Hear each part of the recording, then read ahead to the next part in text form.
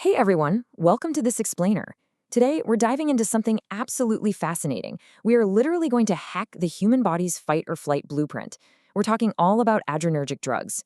Whether you're an MBS student getting ready for boards, a pharmacist deep into molecular structures, or a nurse managing some seriously intense critical care drips, understanding how we artificially control the body's ultimate survival mechanism is just absolutely essential. Let's get right into it. All right, so here's our quick roadmap. We'll be hitting the fight or flight system, adrenoreceptors, specifically alpha and beta, mechanisms of action, structure-activity relationships, clinical uses and comparisons, and finally, adverse effects and safety. Starting off with Section 1, the fight or flight system.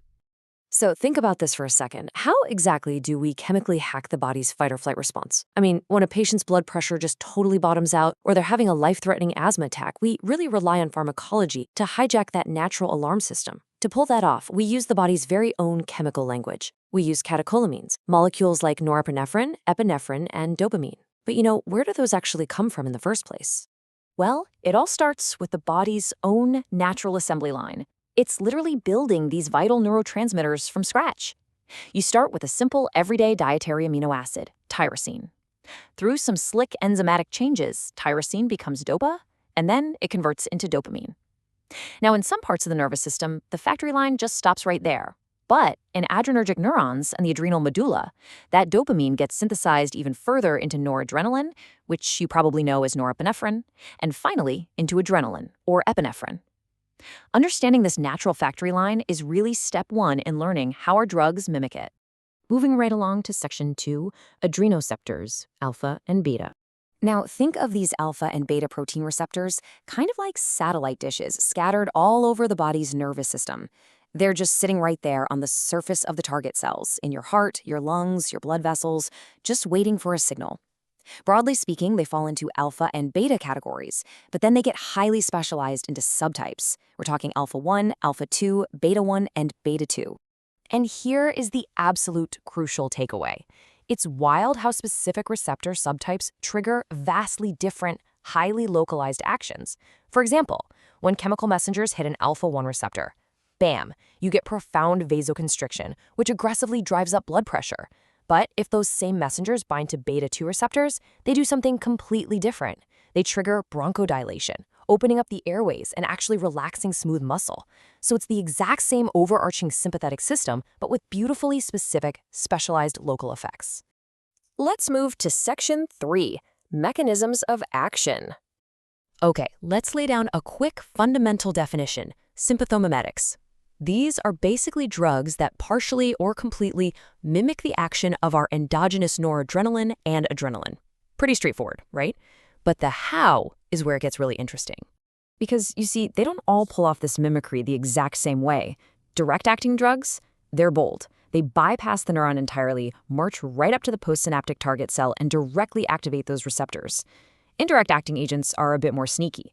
They work by actually forcing the release of stored norepinephrine right out of the nerve terminal vesicles, or by blocking its reuptake so it hangs around longer. And then you have some super versatile drugs like ephedrine that are mixed acting. They're doing both of those things simultaneously.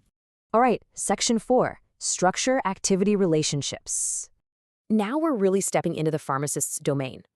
Almost all of these sympathomimetic drugs share the exact same core backbone, the parent beta-phenylethylamine structure. It's almost like a chemical blank canvas. By just tweaking a few atoms here and there on this parent structure, chemists can drastically alter how the entire drug behaves inside the human body. Because at the end of the day, structural rules dictate everything. You absolutely need that catechol moiety, that specific 3,4-dihydroxybenzene ring setup for maximal direct agonistic activity. But honestly, the coolest trick in drug design here involves the nitrogen atom. As you increase the size or the bulkiness of that nitrogen substituent, say swapping out the simple hydrogen in noradrenaline for a larger methyl group in adrenaline, you physically shift what the drug targets. It actually loses its affinity for alpha receptors and becomes highly selective for beta receptors. The molecular structure literally dictates the clinical function. It's amazing. Which brings us nicely to Section 5, clinical uses and comparisons. So, zooming back out to the hospital bed, this molecular selectivity we just talked about, it's the exact reason a physician or an ICU nurse grabs one pressor over another during a crash. Take dopamine, for instance. It's a naturally occurring precursor with mixed alpha and beta activity. That makes it a fantastic, albeit blunt, instrument for globally jacking up blood pressure and heart rate.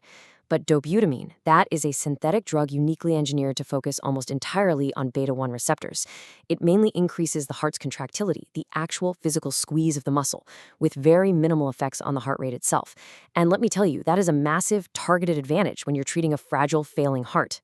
But hey, sympathomimetics aren't just for coding patients in the ER. The therapeutic umbrella here is just massive. Sure, we've got pressor agents and cardiac stimulants for profound shock, but thanks to those specific receptor subtypes we looked at earlier, we also use beta-2 agonists as everyday life-saving bronchodilators for asthma. We use alpha-1 agonists locally as over-the-counter nasal decongestants. We even use highly specific agents to relax uterine smooth muscle to delay premature labor. It's just an incredibly versatile class of medications. Finally, we wrap up with Section 6, Adverse Effects and Safety. Look, when we pump a patient full of these powerful adrenergic drugs, we are essentially forcing their body into a systemic, highly controlled panic attack. And that comes with a heavy physical and psychological toll. From the patient's point of view, their nervous system is totally redlining. They frequently experience severe headaches, dizziness, uncontrollable sweating, and this profound, terrifying feeling of impending doom. And it's simply because their biology is chemically convinced they are in a life-or-death fight. So as clinicians, whether you're prescribing or at the bedside, monitoring for specific toxicities is absolutely paramount. Beyond the obvious risks like tachycardia and cardiovascular overload, a major red flag to watch out for is skeletal muscle tremor.